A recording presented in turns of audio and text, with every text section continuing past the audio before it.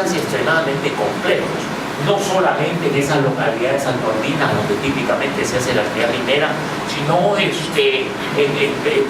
lo sería acá mismo en Miraflores, en San Isidro, en cualquier parte del país con población supuestamente con mayores niveles de educación, etcétera, etcétera, porque son temas para los cuales los profesionales y los especialistas han tenido que estudiar muchísimos años y que sin embargo se someten o son parte de la consulta que se requiere, ¿no? El mismo tasa interna de retorno social, digamos, que es un término técnico, digamos, para evaluar la pertinencia de proyectos públicos, etcétera, etcétera. Y podríamos hacer una larga lista de distintos conceptos y categorías que de un lado pues está la obligación de consultar y de permitir la participación de los ciudadanos, como hemos visto, porque es un derecho humano, está también consagrado en la Constitución, pero de otro lado está este problema de la complejidad técnica que muchas veces tienen algunos de estos temas que tienen que ser consultados, y eso se vuelve muy problemático. Véanlo ustedes ahora en un país con niveles de educación y niveles de desarrollo inmensamente mayores que los del Perú. El tema del Brexit. Hoy estamos siendo testigos de un tremendo desastre en el Reino Unido, porque se sometió a consulta malamente, con muy mal procedimiento, un tema extremadamente complejo. Fíjense ustedes, el día de ayer, ya no a nivel ciudadano, sino en el Parlamento británico, como la primera ministra no ha logrado resolver el tema del Brexit, que es básicamente el proceso para que el Reino Unido salga de la Unión Europea, lo cual es una barbaridad, pero eso es lo que ha votado el pueblo británico. Hay por lo menos en este momento 8 opciones. Ayer hicieron en el Parlamento británico un proceso de votación para tratar de entender qué cosa era lo que los parlamentarios finalmente quieren. Porque básicamente los parlamentarios han votado una y otra vez, han votado 2 veces diciéndole a la primera ministra Theresa May que no quieren la propuesta de Brexit que les ha presentado. Pero nadie en el Parlamento británico ha podido decir, bueno, ¿y cuál es la propuesta que quieren? Ayer han votado las 8 opciones que hay para este proceso y no han logrado consenso respecto a ninguna de las otras 8 opciones. En esto hay, claro, hay toda clase de intereses políticos, pero está también nuevamente la complejidad técnica del tema.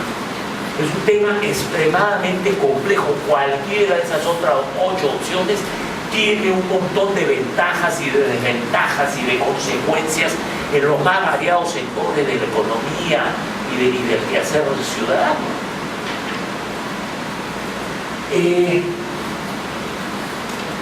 ¿Qué se hizo? Todo este tema del Brexit comenzó cuando los actuales gobernantes del Reino Unido, el Partido Conservador, agarró y dijo que iba a hacer una consulta popular.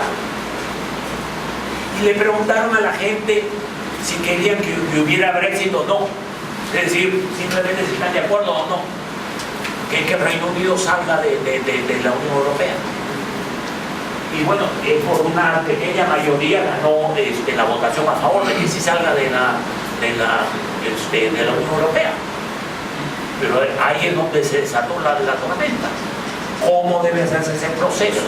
¿Cuáles son las medidas que deben adoptarse? ¿Cuáles son las que no debieran adoptarse? Etcétera, etcétera. Y sobre eso no hay ninguna clase de consenso. ¿Cómo se puede, sobre un tema tan extremadamente complejo, someterlo pues a simplemente una opción binaria, si está a favor o en contra, sí o no? Eso hace una grave irresponsabilidad, y un país tan poderoso y tan importante a nivel mundial como el Reino Unido hoy está pagando las consecuencias de eso. Entonces hay que consultar. Los ciudadanos tenemos el derecho de participar. Eso es una cuestión indiscutible. Pero a la misma vez tenemos que ser conscientes de los problemas que pueden suscitarse cuando los temas son complejos, cuando realmente se requiere informarse adecuadamente para que los ciudadanos tomemos una decisión eso masivamente. Miren ustedes, en el caso del Brexit, en el momento en que iba a votar el Reino Unido, que iba a votar los ciudadanos británicos, se ha aprobado, hubieron más de 150.000 cuentas originadas, cuentas de redes sociales, de Twitter, originadas en Rusia, que publicaron decenas de miles de mensajes en inglés promoviendo que el Reino Unido se apartara de la Unión Europea. Porque obviamente a Rusia le conviene que la Unión Europea se debilite, digamos, ¿no es cierto? Estratégicamente es una fuente de competencia y de cierta rivalidad, digamos, ¿no? Bastante cercana geográficamente, ¿no? Muchos hoy se preguntan si no hubiera existido esa fábrica de noticias falsas, de mensajes falsos de los rusos, si es que el Brexit hubiera finalmente ganado en la elección. Entonces, hay nuevo riesgo para la democracia y nuevo riesgo para la participación nuestra en los procesos de toma de decisión, de los cuales tenemos que ser conscientes, ¿no? Frente a eso, ¿qué? En primer lugar, tenemos que formar ciudadanos, y eso significa formarnos nosotros mismos con mejores capacidades analíticas y críticas. No es cierto, no es ya más agarrar el primer comentario que encontramos en el internet e inmediatamente empezar a difundirlo y a retuitear como se hace ahora, ¿no? Simplemente porque vemos una información sobre una persona que nos cae antipática o no tiene las mismas convicciones políticas que nosotros, inmediatamente si hablan algo mal de él, tiene que ser cierto, no es cierto. Ahí sé que hay que retuitear la barbaridad que se puede estar diciendo sobre esa persona sin ninguna capacidad crítica. Y son cosas que tenemos que desarrollar para nosotros mismos como ciudadanos, y tenemos que además contribuir a que en la sociedad eso se propague. Sobre todo ahora también la gente joven, que tiene todavía mucho mayor nivel de exposición a las redes sociales. Y tenemos que innovar los métodos de consulta popular. Los métodos tradicionales lo hemos visto, de referéndum en el Reino Unido y muchas otras experiencias. El propio referéndum peruano, que salió bastante bien, digamos, pero algunas medidas que se querían impulsar por esa cosa de maniobras políticas a última hora hubo que cambiar. Por ejemplo, el tema de la bicameralidad, ¿no es cierto? Por el cual un poco el consenso fue finalmente oponerse a la bicameralidad, porque cuando se discutió la propuesta en el Congreso se le agregaron componentes que no tenían nada que ver propiamente con la discusión sobre bicameralidad. Entonces son procesos difíciles, o sea, las cosas que muchas veces hay que consultar requieren métodos más sofisticados para poder recoger el parecer de la ciudadanía de un modo cabal y lograr que realmente pues sean votos y decisiones informados de los ciudadanos.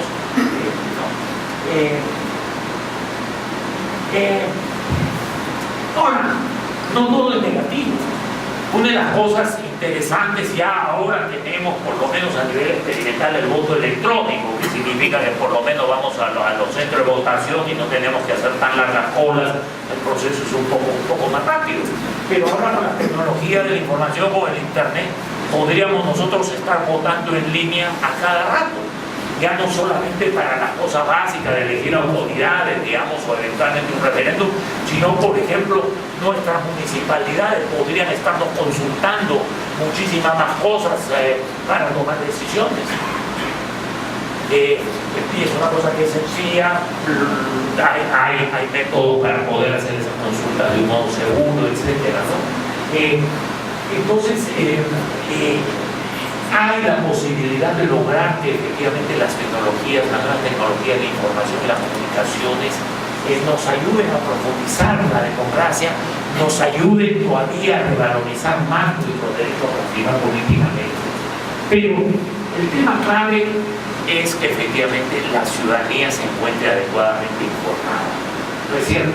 Que conozcamos frente a cada cuestión en la que tenemos que votar o emitir nuestra opinión, que conozcamos la esencia de lo que está en juego, de modo plural, es decir, escuchando todos los distintos puntos de vista, no solamente aquellos que se asemejan a nuestras simpatías partidarias, etcétera, etcétera, y que realmente tengamos una clara idea de los costos y los beneficios de las opciones que están en juego en nuestra educación.